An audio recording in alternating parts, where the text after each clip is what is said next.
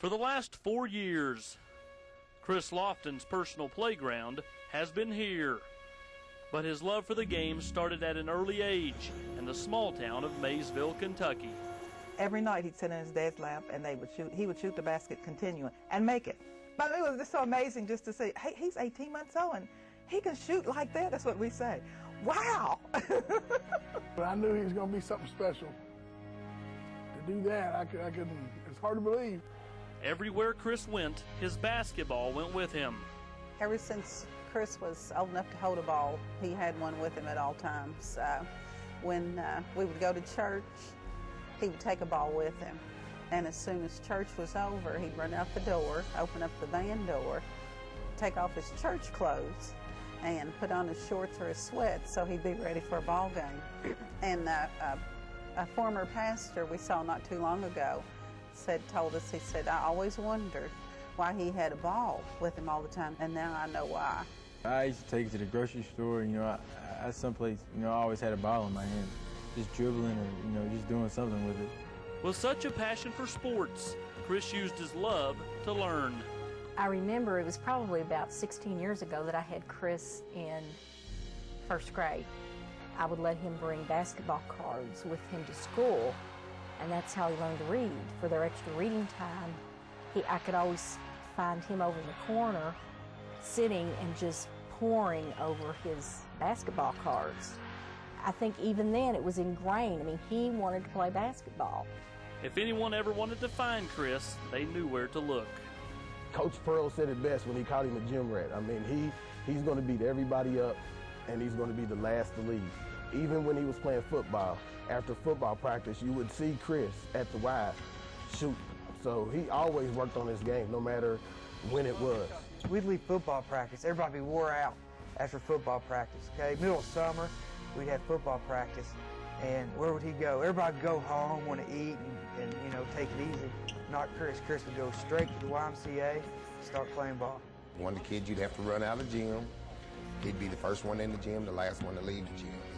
He carried a ball in his hand at all times, even when he was real small. When he was first and second grade, and we had a little boys club down here, and they had a little small room, and you'd walk in there, and you'd see Chris playing with the bigger kids, and he'd run up, and he'd throw his little runners up, and he was hitting shots in, and he never left the gym. He was always had a ball in his hand. He always wanted it. The hard work in the gym paid off.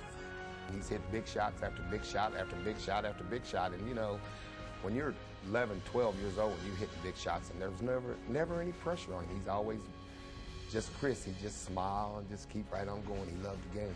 Some of the things he does amazes me, that he would take the shots that he takes, but I knew from an early age that, he practiced all the time, and he was just determined, and he had the confidence to play, and I knew that he would do great things just because of his work ethic. He was just determined. Kentucky's Mr. Basketball coming out of high school. The Bluegrass turned its back on Chris, and the Big Blues blunder became Tennessee's treasure. It kills him. I know it kills him to this day, and to this day he wants to put 50 or more on Kentucky every time he plays. And it shows, because right after this year's loss, I mean, you see how he picked his game up. I think, God made it, a blessing for me to, be here for a reason. I think that, I was here for a reason. It was just like perfect timing, and it was just, late in the signing period, and, Tennessee came calling late, and it was just a blessing. Once he arrived in Knoxville, Chris fell in love with something else that's round. He told me, he said, Dad, those Krispy Kremes are right. He said, if the light's on, I stop. We'd get on the phone, whether it be me call him or him call me. What are you doing, Chris?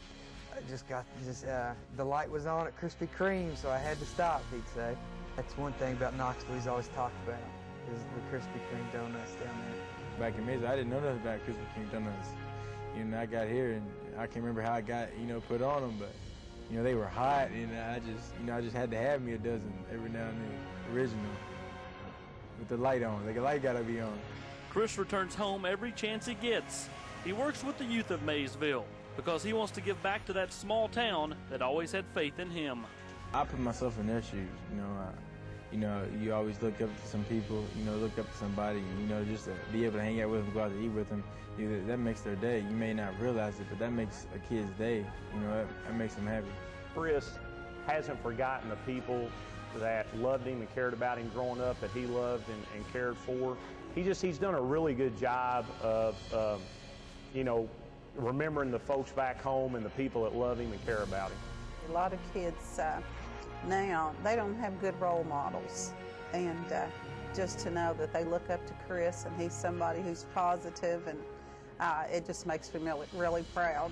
For now, the land of Lofton waits and watches, hoping for one more magical moment.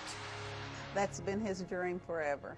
So I know he traded in. He would love to have that championship, and I'd love to have it for him. That's what I want to see him do. I want to see him win a national championship. So, you know, my senior year, my last year, this is it. You know, it's gone by so fast these last 4 years, and, you know, just, you know, trying to go out on top, you know, trying to make history and doing something nobody else at Tennessee's ever done before. A championship that will be hard-court history. And one final Maysville memory.